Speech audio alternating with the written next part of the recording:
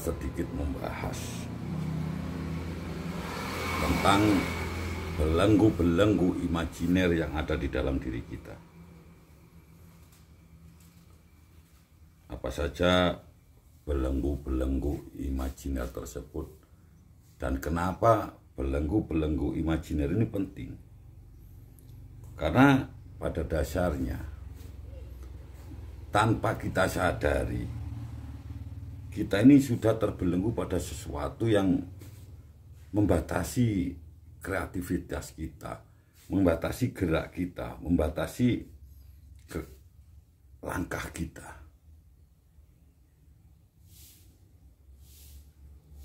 Apa saja sih sebenarnya belenggu-belenggu imajiner yang selama ini membelenggu kita? Yang pertama itu adalah belenggu rasa takut.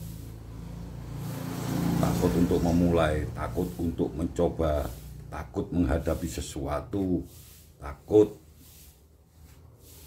untuk berkarya dan sebagainya. Termasuk juga ketika kita merasa takut gagal. Takut gagal ini adalah sesuatu yang sebenarnya sangat menghambat. Karena apa? Ketika kita mencoba memulai sesuatu dan ternyata kita di situ takut gagal, maka kita tidak akan pernah memulai. Kenapa? Di dalam diri kita itu muncul rasa takut yang berlebihan. Padahal sebenarnya kita harus menyadari bahwa rasa takut yang paling menakutkan itu adalah rasa takut itu sendiri. Terlepas dari kita memiliki sebuah keberanian, tapi rasa takut itu ada di dalam memori kita. Karena apa?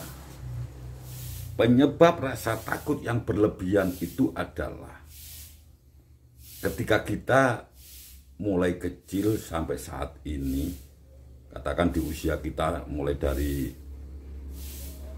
umur 2 tahun sampai dengan 17 tahun ketika kita masih di bawah asuhan orang tua kita. Coba dihitung berapa kali ditanamkan ketakutan di dalam diri kita. Contohnya kata-kata jangan ke jalan, nanti ada kendaraan, jangan ke sana, jangan melakukan ini, jangan melakukan itu. Ini adalah rasa takut yang dibangun di dalam memori kita sampai saat ini. Sehingga kita selalu terbelenggu dengan rasa takut tersebut. Takut mencoba, takut gagal, takut melakukan sebuah uji coba atau hal-hal yang baru. Ini karena memang di dalam memori kita ini sudah tertanam ribuan kali ketakutan-ketakutan tersebut yang tanpa sadar telah dibangun oleh orang tua kita, oleh lingkungan kita. Untuk itu kita sebagai orang tua mulai saat ini hindari menanamkan rasa takut ini di dalam otak anak-anak kita. Biarkan mereka berkreativitas sesuai dengan usianya. Biarkan mereka melakukan sesuatu yang penting tidak membahayakan dirinya. Kita cukup mengawasinya, kita cukup melihat saja. Kalau gitu dia atau anak ini melakukan sesuatu yang membahayakan, barulah itu kita cegah, barulah itu kita arahkan untuk melakukan yang lain. Inilah belenggu pertama, yaitu rasa takut. Jadi kita nggak merasa kalau sebenarnya kita itu sudah dibelenggu oleh sebuah ketakutan-ketakutan yang memang sudah tertanam di dalam diri kita. Belenggu yang kedua adalah zona nyaman. ketika kita sudah berada di dalam sesuatu yang menurut kita nyaman, menurut kita enjoy, menurut kita ini cukup mengasihkan dan aman-aman saja, maka biasanya kita akan malas atau tidak mau melakukan hal-hal baru, dan tidak mau juga kita mengambil sebuah resiko karena kita sudah merasa nyaman. Padahal sebenarnya kita harus selalu mencoba hal-hal baru untuk lebih meningkatkan karya kita, meningkatkan kreativitas kita. Ketika kita sudah terjebak di dalam zona nyaman ini, maka yang ada kita hanya melakukan sesuatu sesuai dengan passion kita, sesuai dengan kenyamanan kita. Ketika kita ditawari oleh sesuatu yang baru, maka kita akan berpikir 1000 kali untuk melakukannya. Padahal belum tentu. Ketika kita mau mencoba sesuatu yang baru tadi, ternyata hasilnya lebih baik daripada apa yang kita rasakan saat ini atau yang kita alami saat ini. Karena dengan mencoba hal-hal baru ini, kita akan menambah pengalaman, kita akan menambah ilmu, kita akan mendapatkan pelajaran-pelajaran yang lebih baik dibandingkan dengan kita hanya terpaku pada jalan yang selama ini kita lakukan, atau melakukan hal-hal yang memang sudah setiap hari kita lakukan, hal-hal yang statis, tidak hal-hal yang dinamis. Ini adalah belenggu yang kedua dari belenggu-belenggu imajiner yang membatasi kreativitas kita, yang membatasi ruang gerak kita. Yang selanjutnya adalah belenggu menyalahkan atau mencari kambing hitam, menyalahkan orang lain. Contoh, ketika kita gagal untuk melakukan sesuatu, maka biasanya kita akan menyalahkan keadaan. Oh, seandainya tadi keadaannya tidak demikian, maka kita pasti akan berhasil. Terus menyalahkan orang lain. Si A inilah yang membuat rencana kita gagal. Atau menyalahkan diri sendiri. Karena saya, maka rencana ini gagal. Harusnya saya tidak melakukan sesuatu, atau kita tidak melakukan ini, tidak melakukan itu. Harusnya saya ke sana, harusnya saya ke sini. Ini adalah menyalahkan orang lain, menyalahkan keadaan, mencari kambing hitam apabila kita mengalami sebuah kegagalan. Sebenarnya yang terbaik adalah ketika kita menerima semua kegagalan, menerima semua ketidakberhasilan tersebut dengan ikhlas dan dengan berlapang dada. Selanjutnya kita melakukan sebuah evaluasi. Gagal kita itu di mana? Bengkoknya itu di mana?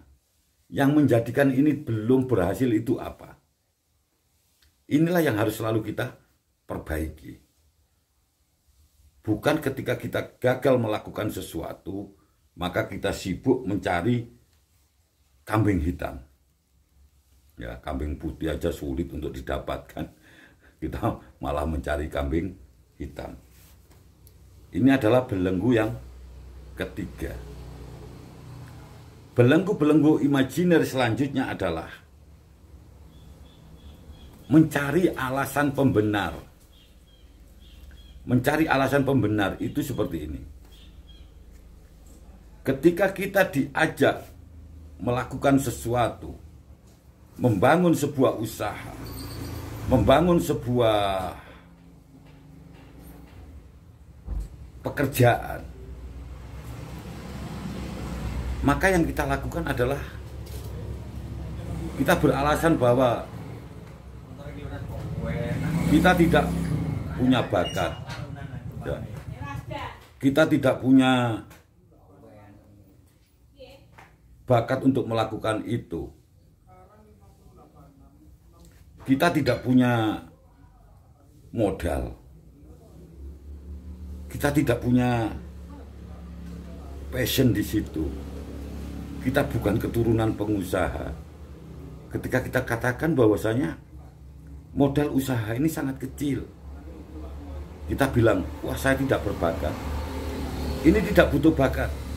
Kita akan melakukan, menjawab lagi, oh ternyata kita bukan keturunan seorang pengusaha dan seterusnya.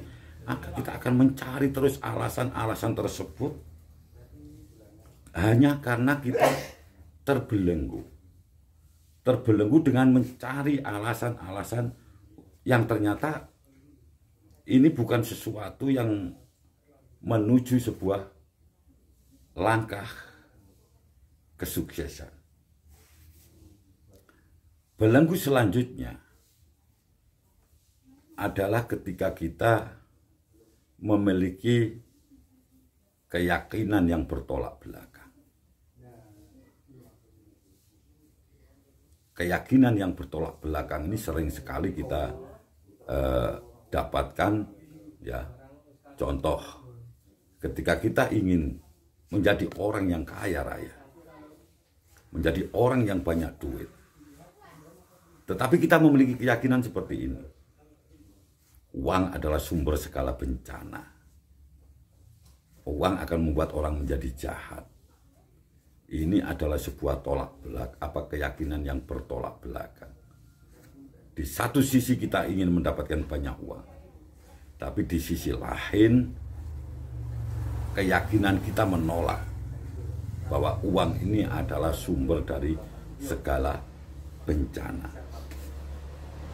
Ini adalah keyakinan yang bertolak belakang. Yang kedua, yang selanjutnya adalah semboyan-semboyan yang melemahkan. Contoh, mangan ora mangan asal kumpul. Ini adalah sebuah keyakinan, sebuah semboyan, sebuah moto hidup yang sebenarnya harus kita hindari atau kita hilangkan. Kita rubah aja, ya. Kumpul ora kumpul, sing penting mangan. Terus ada lagi, wong wanita itu adalah teman di belakang. Kalau bahasa Jawanya, wanita itu konco ing wingking. Ini juga sebuah semboyan atau moto-moto yang sangat melemahkan bagi seorang wanita. Terus ada lagi, wong wedok iku swarga nunut neraka katut. Nah, ini juga sebuah simbol atau sebuah moto yang tidak memotivasi sama sekali. Bahkan justru melemahkan nilai-nilai perjuangan dari seorang wanita. Jadi itulah belenggu-belenggu imajiner yang selama ini tanpa kita sadari telah membelenggu kita. Yang pertama tadi adalah belenggu rasa takut. Yang kedua, belenggu zona nyaman. Yang ketiga, belenggu mencari kambing hitam. Yang keempat, belenggu alasan-alasan pembenar. Yang kelima, keyakinan yang bertolak belakang. Yang keenam adalah moto-moto hidup yang melemahkan. Dari keenam belenggu-belenggu imajiner tersebut, kira-kira Anda sekarang terbelenggu di belenggu yang mana? Nah, kita hanya perlu mencoba. Kita hanya perlu melakukan sesuatu untuk menghapus belenggu-belenggu imajiner tersebut